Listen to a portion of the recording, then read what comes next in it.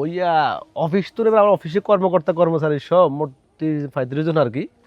তো এদেরকে নিয়ে সুন্দরবন একটা ট্যুর দিতে চাইছি। আচ্ছা যেহেতু শীতকাল আসতেছে, তুই কি কাজ, তুই বন্ধু বান্ধব, তুই আমার লগে না গেলে কি খারাপ লাগে না? তুই যাবে কিনা আমার সাথে বলছে?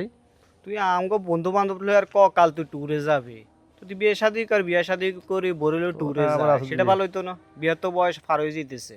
রে বন্ধু, বিয়ের বিষয়ে একটা কথা মনে উঠে গেছে আর। কি আবার সেটা কি? বন্ধু তোর তো বিষয়টা কইতাম, আর যে গার্লফ্রেন্ড মানে হবু আর কি, যে রিলেশন চলে, রিলেশনশিপ যে লগে আছি। তো তোরা তো জানো যে আমার বহুদিনের সম্পর্ক।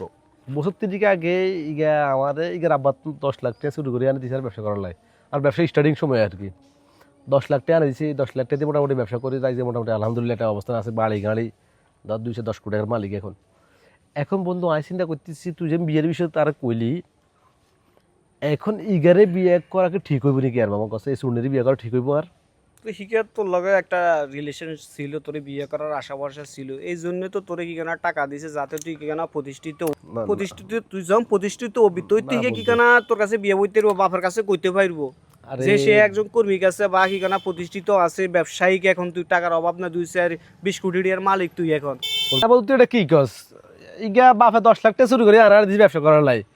আমি প্রতিষ্ঠিত হয়েছি, কারোর কাছে বিয়ে বলি আমার হাতে 20 লাখ টাকা নিয়ে আর লোক দিত না, এমন কোনো গ্যারান্টি তুই দিতে পারবি ক? তোর কথায় তো লজিক আছে, কিন্তু তারপরও তুই আরেকবার চিন্তা ভাবনা করিস, হে আশা ভরসা করি তোল্লা বই রয়েছে।